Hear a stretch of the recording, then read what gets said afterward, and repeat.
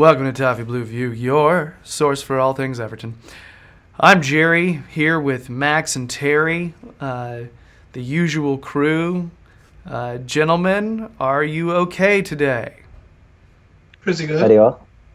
Yeah. See, we got a dual response there, but I'm not even going to have to ask them to redo that because, very well and pretty good, over the top of each other. You get the gist.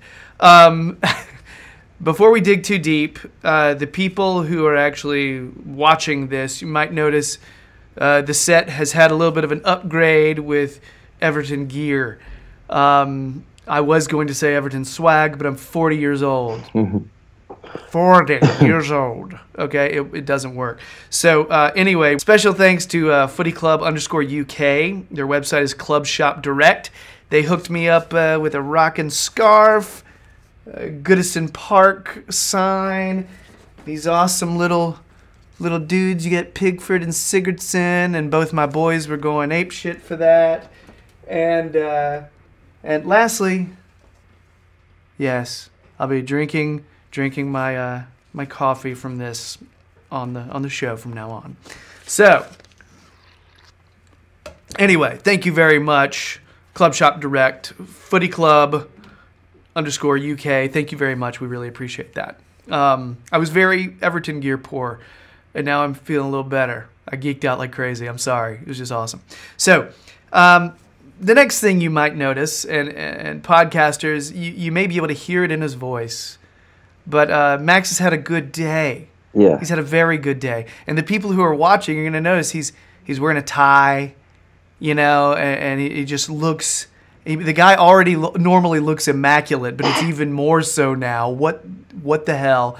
So Max had a great day. Max. Yep. Do I need to set this up a little bit, or do you want to just roll with it? No, I'm good. I thought you were going to say part of the upgrade was Max wearing a suit, but you didn't work that in there. The company haven't sent me the suit, by the way. I have actually had to fucking wear that. But no, I've had an excellent day by all accounts. As some viewers may know, I go to a football-orientated university that's based out of the Etihad Stadium, and they run an entrepreneur competition every year. And I thought, you know what, why not have a crack? The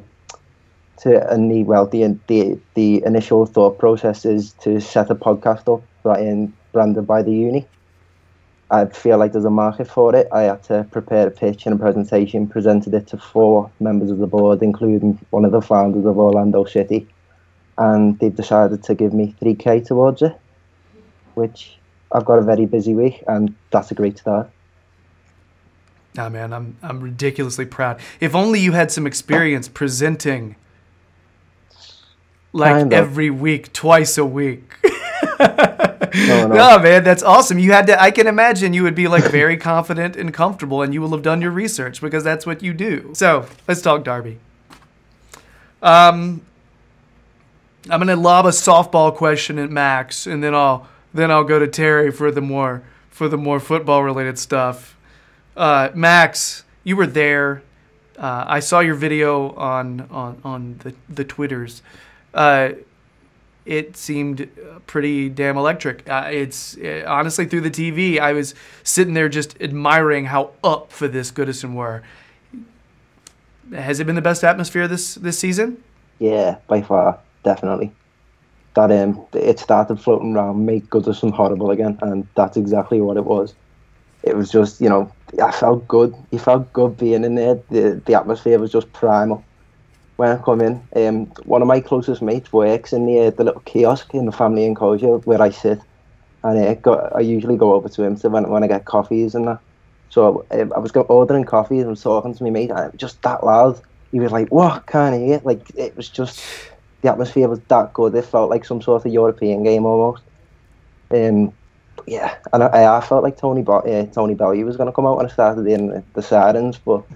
Nah, and that's a feature that needs to be used more often because it got the crowd right up for it. I think that just completely added to the atmosphere too.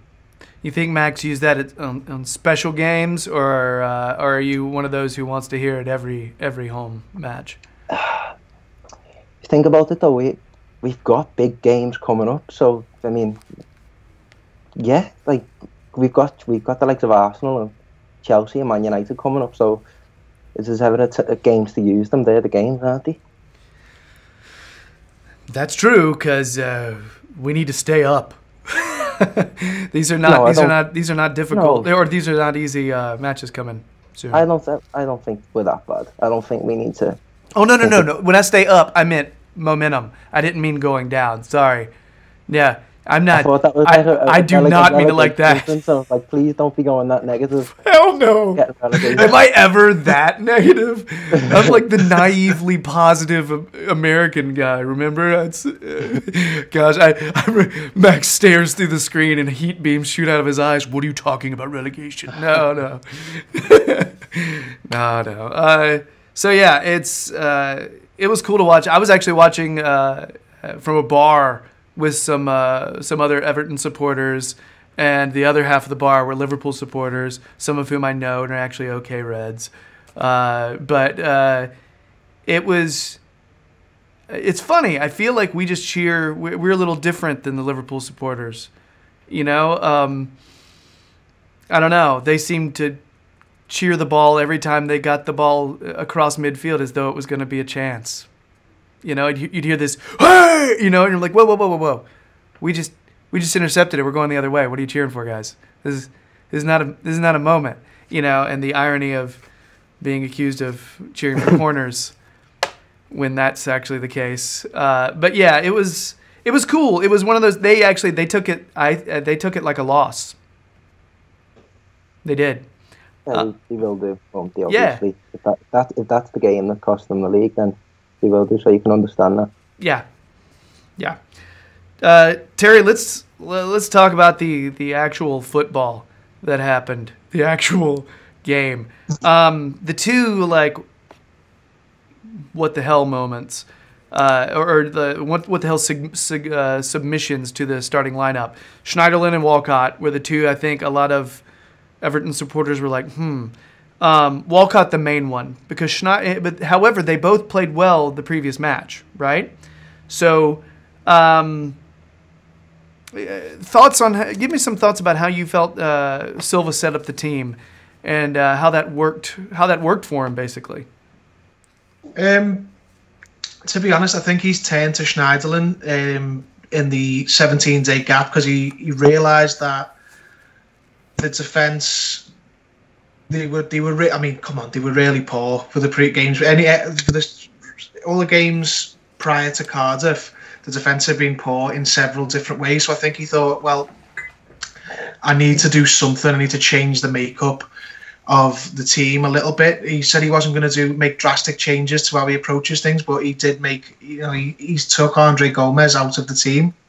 You lose a lot of creativity, a lot of good possession player there. But seemingly the last two games, 2 clean sheets. Schneiderlin coming in has worked.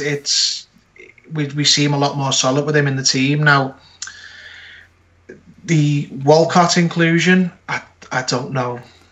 I don't know what's going on there. Like, he's just not been at it for the majority of the season, and I really did think that he was going to start Lookman, because Lookman has been every time he plays against Liverpool, any Liverpool fan will tell you that he's a good player because he's performs against them in the very the small cameos he's had against them.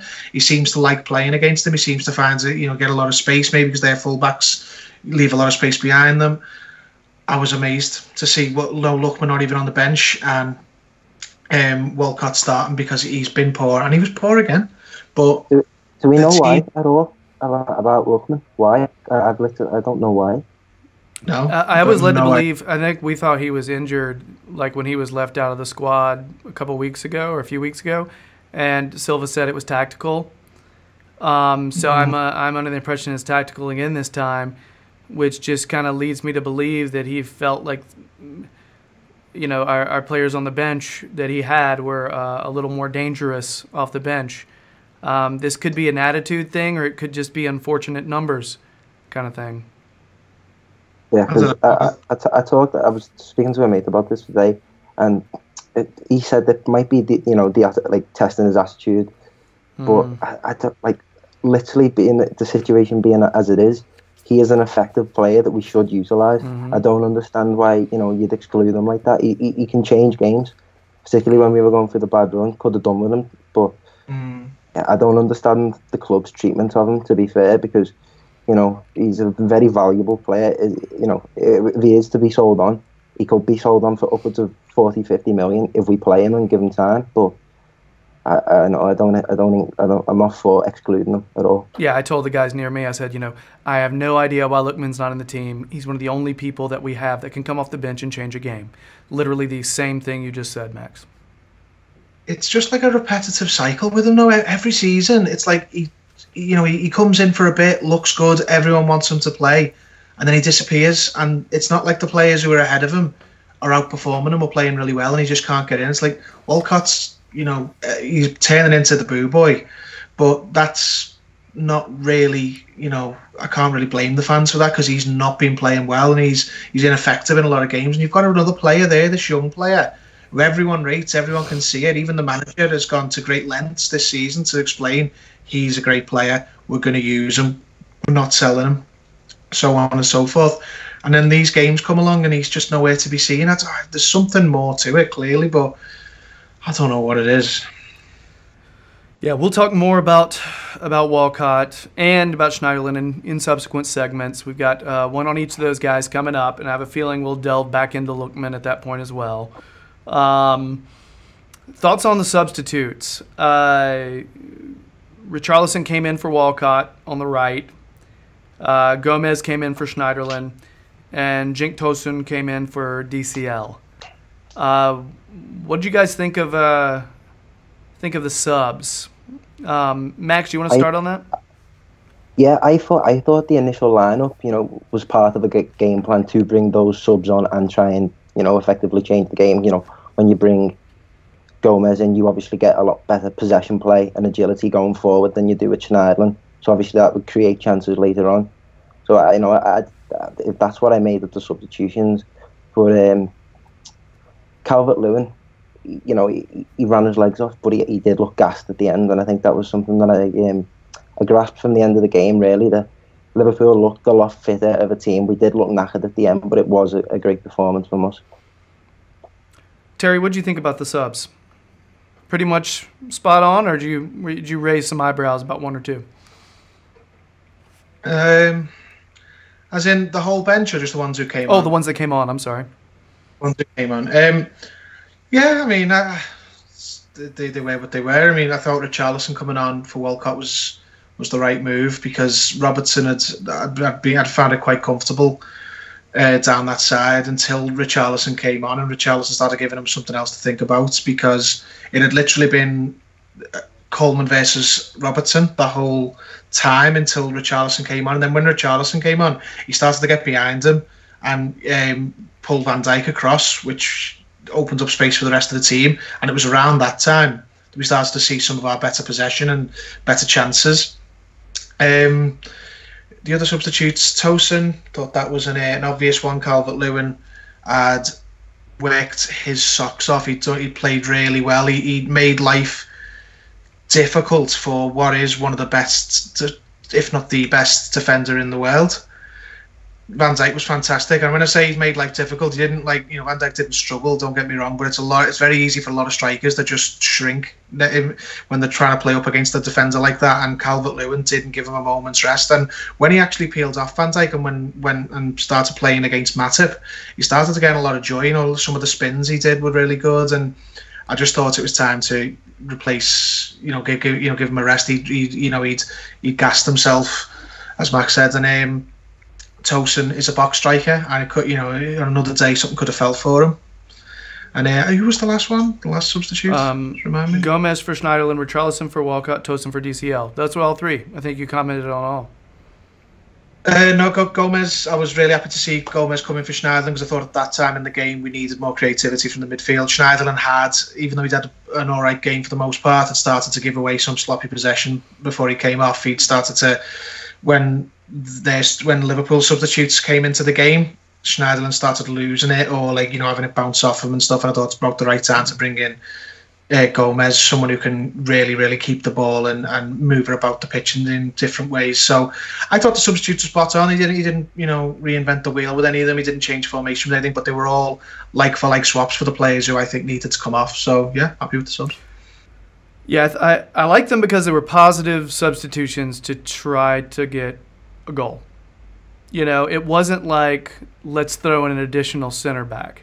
You know what I mean? Yeah, we were having chances though. Yeah. So you can understand that it was quite a competitive game. It really was, and that's like it wasn't. Sorry, go ahead. It wasn't. I'm just saying, like you said, it wasn't like the previous derbies where we've kind of felt the inferior side. Although Liverpool did have more of the ball, both teams had the chances and just didn't take them. Yeah. There's only one team going to win it in that second half, though. Liverpool were by no means out the game, but I felt towards the end that we were more likely to get the winner than they were because their front three were just having a terrible day. And as they showed against Man United, when their front three aren't on it, they really labour. And don't get me wrong, our home crowd, I think, bridged the gap between two teams where there is a difference in quality. But we were not. We were not at any point, defending for our lives, trying to, get out the game with the points. Or people say, "Oh, you celebrated a 0-0." It's like, no, we celebrated costing you a big chance at the title, and you know that. So, and it could have been worse for them. They come away thinking, oh, they're celebrating a 0-0. When you could have lost. You really, the two games you have played against Everton, Liverpool have played against Everton. Once they got a fluke goal in the first game, and it was an even game. And in this game, they had no fluke goal to save them. So they drew. Yeah, I finished that game relieved, but annoyed because I wanted to win. This mentality, last year's mentality, I'm trying to rinse it from my brain. Okay? Last year's mentality, the idea of trying to cling on and grab a point. You know what I mean? Like, we had chances. And I was sitting there thinking that part of me would sit there and think, okay, it's squeaky bum time, we got to make sure we don't let a goal in. But then I'm like, no, let's win this shit. And that right there, it's actually, I like that feeling because, yeah, we could have. This is not a delusional thing. We had opportunities. DCL put a header and was going side netting until Allison saved it. So there were opportunities. They had opportunities too. Pickford looked good, made some strong saves. Yeah, but between Pickford and Keane for man of the match for me, purely based on those two incidents. Like, he was clean through, and last year he probably would have scored. Yeah. So last year he would have had 2 goals, the two chances. I thought that goal both times, especially that first one with Pickford, but they were good, fantastic from the two of them.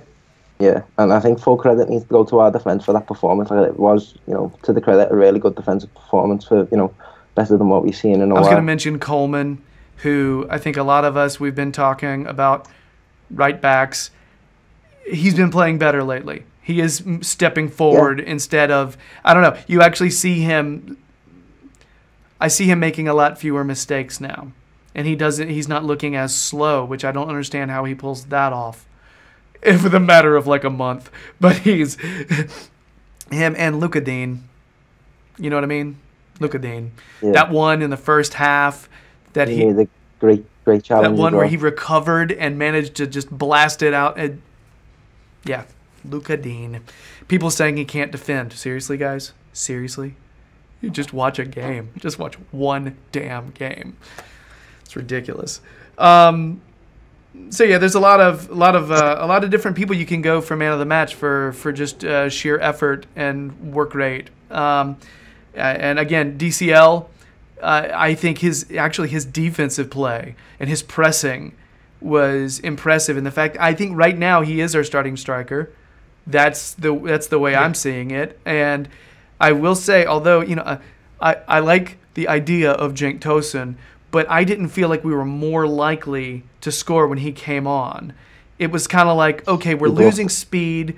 We're getting someone who may be better with hold-up play and maybe better with some of these one-touch balls. You mentioned a box striker, Terry. That's true. He is sort of a box striker. But he's just not as good in the air as Calvert-Lewin. He's just because he's not as tall, and he doesn't jump as, so I was kind of, I don't know. That was the only sub where I was kind of like, eh. But you guys said you noticed that that DCL looked tired. That right there, fresh legs do a lot. And you know what? Full credit goes to Tosun. He was pressing hard, really hard. And they made a number of mistakes in the back because he and Sigurdsson were sitting there pressing so high up. Terry has asked for a little bit of time to talk about Liverpool as an entity. So, Terry, the floor is yours. It's not so much Liverpool as an entity. It's just like some of the narrative before and after the game. It's like, even though the context was a little bit ropey, the World Cup finals, like, well, Klopp maybe shouldn't have characterised this as a final because didn't win that one either, did he? And then Van Dijk afterwards. So it says a lot that they celebrated a 0-0. It's like, yeah, well, your club did a handheld celebration after a 2-2 at West Brom. So, sorry, fellas, suck it up. They're the worst club in football for being able to give it out but not take it. They loved it when they spawned that goal. When they fluked that goal in the derby, they knew it was a fluke and they ate it up. And now we've drawn with them. We've cost them 2 points. It doesn't mean they've lost the title, but they're throwing their toys out the pram. Oh, you cheer corners. Oh, you only care more about stopping us doing anything. It's like, oh yeah, every set of supporters in world football has rival supporters from their own town, but not you. You don't care about us. It's all one-sided with us. You're on this. You're levitating above the rest of us. You're a different type of supporter. You don't hate your local rivals. It's just us who hate you. Listen to yourselves. And I want to give credit to Marco Silva for knowing God, because apparently he was able to make it windy from all directions, but and to only affect one team, though. It only affected one of them. Both teams didn't deal with the elements. It was just one. So Silva, It's good that you know God. Well done. Same old. Whenever he doesn't get his results, he's everyone's best friend and he oozes charm when he beats you. But then when he doesn't get the result he wants, he's just throws his toys everywhere and friggin' price tag hanging off his teeth. The phony get like ha ha ha ha boom. Like, yeah. Can we give some credit to the ball boy, please? That's what I was getting. Yeah, I love that. He went over to front the ball boy, a kid who's probably not even 16, and the ball boy just wasn't phased. And he's just like, he's tried to laugh it off now, hasn't he? Like, oh yeah, I was just having a laugh with him. The kid's dad's come out and said he didn't say anything abusive. Yeah, but it's on camera. He clearly goes up to him expecting the kid to bottle it, and he doesn't. The kid just goes, what? It's a kid. Kids are fearless. Like, you're not going to do nothing, are you, Jürgen? You just... The thumbs up, mate, this for me. Fantastic. Yeah. I'm not being funny. We drew the game. They can say all they like, going, "Oh, you're going to finish 10th, and you're celebrating a draw against us." Like, yeah. What is it? 30 years since they last won a title. So, and 33 since we won one. I'm not saying.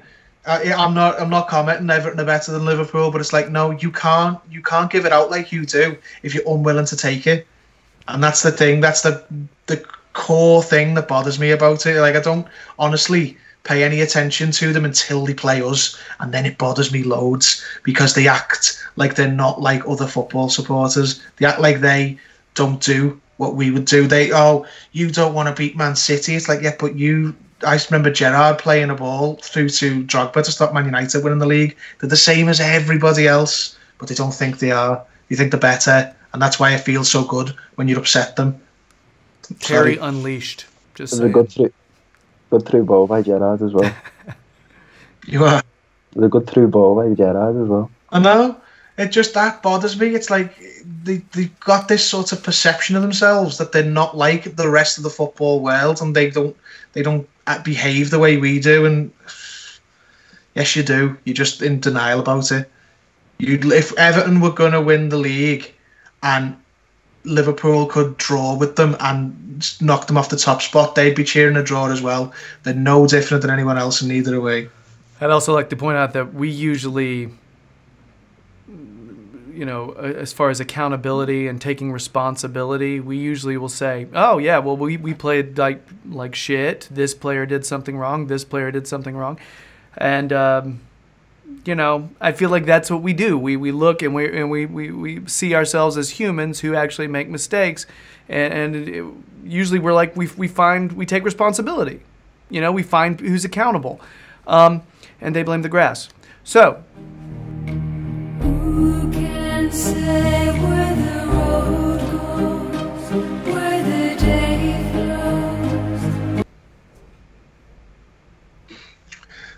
flows? Fantastic football team, but a frustrating set of supporters. And it's not everybody. No. To paint with too wide a brush is, it's ridiculous. We're not Sith Lords. See, only Sith Lords deal in absolutes, yet that itself is an absolute. There's your geek for the day. Yeah. Anyway, but I've got a couple of really good friends who are Reds. They're nice guys, and they're nothing like the absolute virus type of thing that you find on social media. It is sick. I'm the most level-headed, easygoing blue any Liverpool fan will ever meet, but the reaction after that 0-0 has been ridiculous. I hate anyone who can't take it, but they're happy to give it. Does me head in. Mine too. I should have fit in. And I got to be honest, I don't see angry Terry very often, and he's not really angry right now. He's just like, what? It's more just a confusion. Max is just psyched to be in the world right now. All right. So, anything else? Any kind of parting thoughts on this, gentlemen? I mean, it's 1 point at the end of the day. However, it's also -2 for the rival. So. That's where we dropped off, wasn't it? That the reverse fixture, we dropped off and went on a bad run. Hopefully, that was a good performance, and we pick up from that, and we can recover some of that early season form. So it could propel us. Needs to be built. It's worth celebrating. Needs to be built upon those 3-0 away win and a draw against a very good team. No, it's all for nothing if we don't go and beat Newcastle now. We need to build on it and try and salvage the season. Still a lot to play for this season. Maybe not trophies wise or even European wise, even though that's not entirely gone, I don't think, but there's a lot of wrongs you can right. We can still beat Man United, we can still do things that we don't usually do and get some of those monkeys off our back. All seriousness, that was a good team. They're good, you know what I mean? Like, they're near the top of the table for a reason. Near the top. So and Van Dijk, just reiterating, that's a player. That's a legit really good player. So, but very wind. All right, so very wind. I guess that's it for our Derby reaction. We're okay. That's what I'll say. We're okay. I'm not out, doing shots to celebrate our draw against a good team, but you know what? I'm feeling all right about life. So I'll take that. If you've been digging the videos, please subscribe to the Toffee Blues YouTube channel. Hey, all you Reds who are watching our video, why don't you subscribe so you can, talk trash on our comments all the time and watch our videos again. Make our view count go up. That's just sweet of you. So, why don't you do that? We'd appreciate it. If you want more Terry, check out his Twitter profile. He'll tell you when he's going to be where. The Liverpool Echo Fan Jury is a place he frequents that place often. So, also, Max, besides putting together award-winning presentations, he also does a lot of podcasts and videos all over the place. So check his Twitter. He'll tell you when and where he's going to be. He appears on the brand new, glistening, shiny Toffee Blues website, where he puts analysis on there, a lot. So look for him there. That's all I've got. We're going to move on to talk about Morgan Schneiderlin. Liverpool supporters, if you want to come on back and check that one out, then you're always welcome. to pad our views. Much love. Bye.